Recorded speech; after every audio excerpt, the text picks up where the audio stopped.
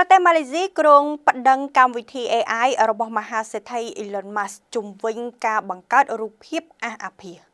រដ្ឋាភិបាលម៉ាឡេស៊ីបានប្រកាសព្រមានចាត់វិធានការច្បាប់យ៉ាងតឹងរ៉ឹងប្រឆាំងនឹងបណ្ដាញសង្គម X ដែលជាអតីត Twitter បន្ទាប់ពីរកឃើញថាប្រព័ន្ធបញ្ញាសិប្បនិម្មិតគ្រោក AI របស់ក្រុមហ៊ុននេះត្រូវបានគេប្រើប្រាស់ដើម្បីបង្កើតរូបភាពអាភាសនិងរូបភាពកាត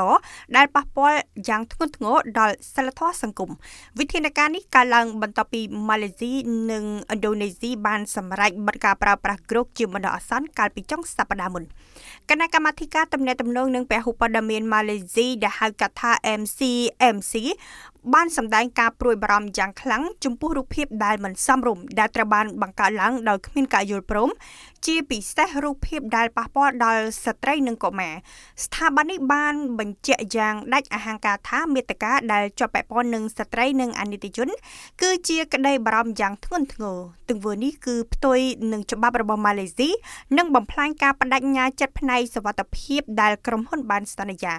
ទោះបីជាមានការព្រមានឲ្យលុបមាតិកាគ្រោះថ្នាក់ទាំងនោះក៏ដោយក៏ក្រុមហ៊ុន X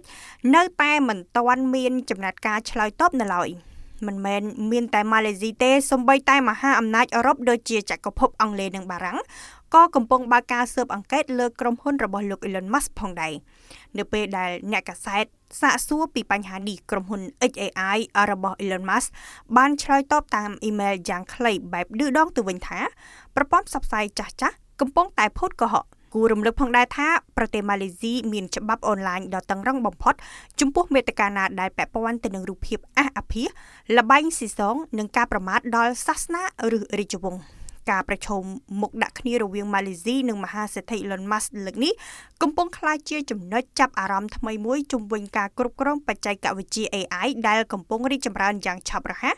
ប៉ុន្តែក៏បង្កគ្រោះថ្នាក់ដល់សង្គមផងដែរប្រសិនបើគ្មានការគ្រប់គ្រងត្រឹមត្រូវ